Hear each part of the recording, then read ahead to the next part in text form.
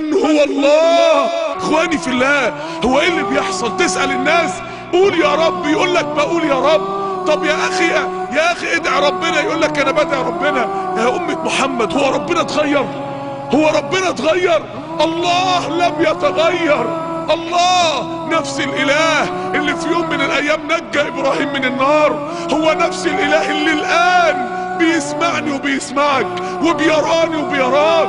نفس الاله يا اخواني اللي في يوم من الايام نجى يونس من بطن الحوت، هو نفس الاله اللي انت بترفع له ايدك الوقتي، هو نفس الاله اللي مطلع علينا الوقتي، نفس الاله اللي نجى محمد عليه الصلاة والسلام من احلق موقف في تاريخ السيرة كله، حينما كان في الغار وحوصر الغار زي صدام في العراق. شفتوا منظر لما كان الجنود نازلين يجيبوه من الغار اللي فيه؟ نفس المنظر حدث مع محمد بن عبد الله عليه الصلاة والسلام.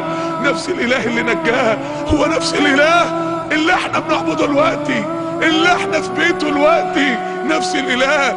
كلمة حسبي الله ونعم الوكيل اللي ابراهيم نجي بيها من النار هي الكلمة اللي انا وانت بنقولها دلوقتي. امال ما بننجاش ليه؟ كلمة لا اله الا انت سبحانك اني كنت من الظالمين اللي طلعت يونس من ظلمات فوق ظلمات، هي نفس الكلمة اللي انت ممكن تقولها دلوقتي. امال ما بتطلعنيش وبتطلعك من الظلمات ليه؟ يا اخواني ربنا اتغير؟ الله لم يتغير. امال مين اللي اتغير؟ احنا اللي اتغيرنا، احنا اللي اتغيرنا، قلوبنا اللي اتغيرت، يقيننا اللي اتغير، ايماننا اللي اتغير. اقول لكم يا اخواني الحقيقه، لو انا جبت لكم صوره دلوقتي ملفوفه لسه ما انتوش عارفين فيها ايه، وقلت لكم امسكوا قلوبكم، كل واحد اوعى تسيب مكانك، خليك شجاع، خليك راجل. لما هفتح الصوره اوعى تتفزع، اوعى يجيلك حاله عصبيه، اوعى تنهار وتدور هتهرب منين. وقمت فاتح الصوره فجاه لقيته صوره اسد، صوره اسد. كله هيبص كده ويقول ايه ده؟ هو ده المنظر اللي هيرعبنا؟ ده صورة اسد يا جماعة. انتوا مش شايفين انيابه؟ انتوا مش شايفين المنظر بتاع بقه؟ انتوا مش شايفين الوحشية اللي في عينيه؟ هيقول لك يا عم ده صورة بالله واشرب ميتها، ده صورة اسد.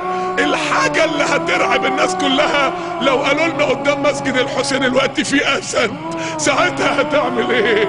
ساعتها اي حد في الناس هيعمل ايه؟ يبقى مش اللي بيرعب الناس صورة الاسد، اللي بيرعب الناس حقيقة الاسد. صورة عربية بنت اللي ب3 مليون جنيه اطلعها لك واقول لك اشتريها مني ب50 قرش، هتقول لي ولا تسوى ال50 قرش.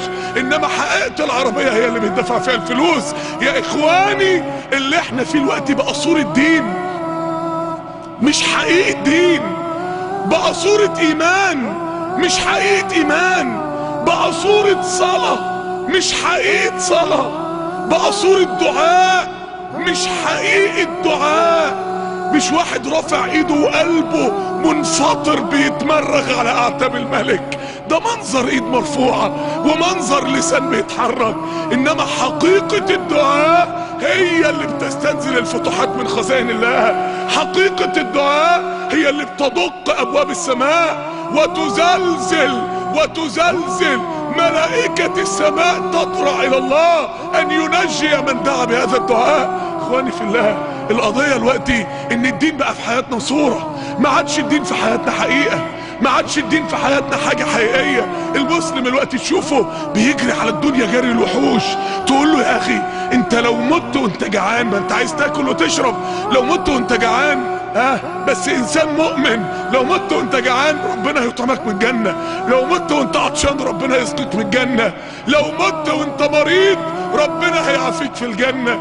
ولكن لو مت وانت معكش ايمان، لو مت وانت مش موصول بالله، لو مت وما انتش عارف من هو الله،